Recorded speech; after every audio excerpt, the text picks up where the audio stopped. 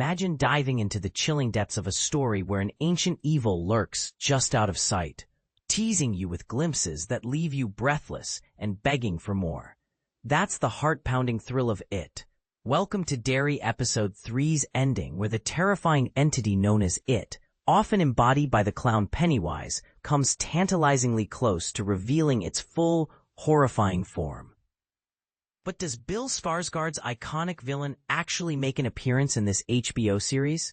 Spoilers ahead for Now You See It, streaming on Max. Let's unpack it all, step by step, and explore why this episode leaves us on the edge of our seats.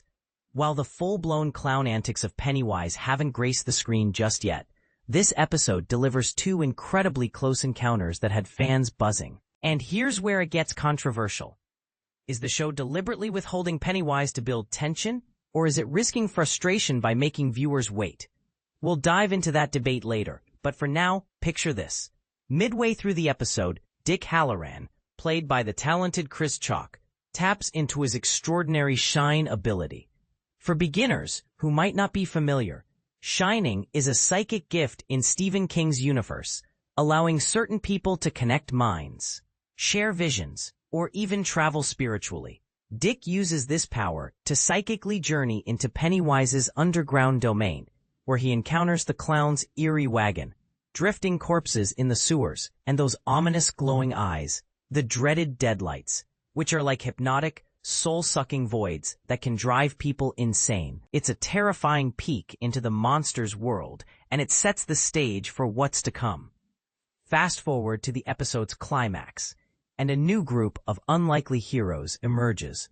Lily Bainbridge, Clara Stack, Ronnie Grogan, Amanda Christine, Will Hanlon, Blake Cameron James, and Rich Santos, Arian S. Cartea. These kids, banding together like a modern losers club, decide to hold a séance in the graveyard to reach out to their deceased pals. Their goal? To capture photographs of their ghostly friends, proving that the nightmarish sightings they've experienced are more than just bad dreams. And boy, does it work, spectacularly so. A frantic chase ensues through the cemetery, with the ghosts in hot pursuit, echoing some of the most memorable moments from classic IT adaptations. Will gets isolated, stumbles into a crypt, and snaps a shot of a shadowy figure lurking in the darkness. When they develop the film later, a fuzzy image appears, and Lily presses Will for details. "It's a clown," he murmurs, hinting that he might have glimpsed it in its complete Pennywise guise. Yet the show keeps us in suspense, withholding the full reveal of Bill Skarsgård in the role. This is the part most people miss. The episode masterfully builds dread without delivering the payoff, leaving audiences to speculate if Pennywise is lurking just around the corner. But here's where it gets really spooky. Production kept the mystery alive on set too. The young actors were shielded from seeing Bill's Pennywise costume until the very end. As Amanda Christine shared, "We couldn't really see him. They kept it all super secretive." Filming that graveyard scene was an adventure in itself, stretched over a week of late-night shoots in an actual cemetery from midnight to 3 a.m. We were there from like 12 to 3 in the morning, rolling over graves. "I feel terrible," Amanda admitted with a prayerful pose. "But it was fun. It was really fun.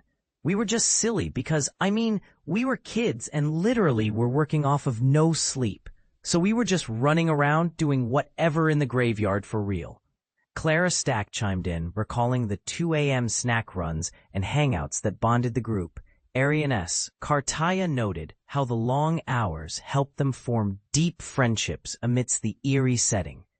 Blake Cameron James added that this scene was a turning point for the boys, who finally clicked with the others after initially doubting their stories, much like how skepticism crumbles when faced with undeniable horror.